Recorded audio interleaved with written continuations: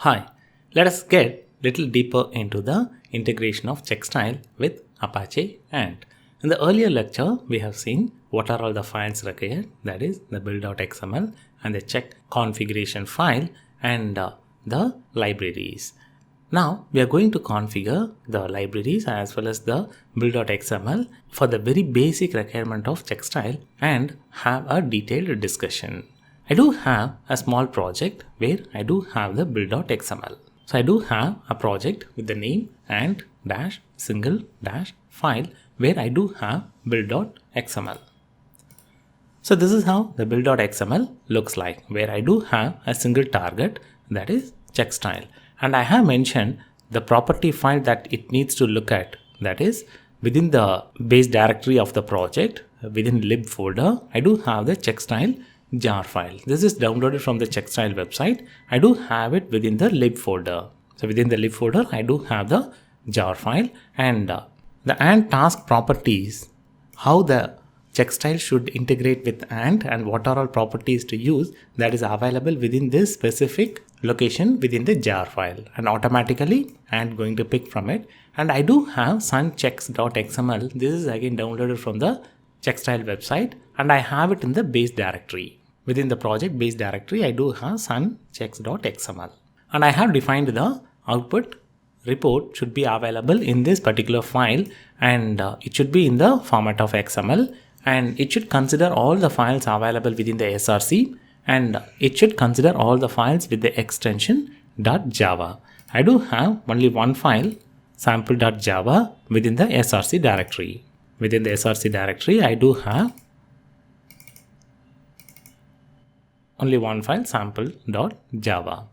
Now I am going to execute the command and within the suncheck.xml, we need to take care of few changes. That is, I need to comment the module line length. So I do have a module called line length and it is having a property file extensions. This is not available in the latest version of Checkstyle. So I have commented this out. Within XML file, less than, exclamatory mark, dash dash is the start of the comment and dash dash greater than symbol is the end of the comment. So I have commented this out. The same way, I do have another property that needs to be commented and here I do have a property file extension. This also needs to be commented or it's going to give error message. This particular property is not valid for this version of Checkstyle. In the latest version, this is deprecated and removed. So it's going to give a warning. I am uploading the updated sunchecks XML as a part of this particular lecture. So this is a note so that you can take care and how to remove the property if there are any error in the future version of Checkstyle. So we have all the files ready, that is build.xml, the sample Java as well as what check needs to be done, and I'm going to execute the command and Checkstyle within the project base location. I'm into the project base location. I'm going to execute the command and Checkstyle. So this is going to use the jar file that we have provided as a part of the lib folder and it is going to do the audit on the source code. The Checkstyle build is successful and it is going to generate the report in the base location Checkstyle report.xml.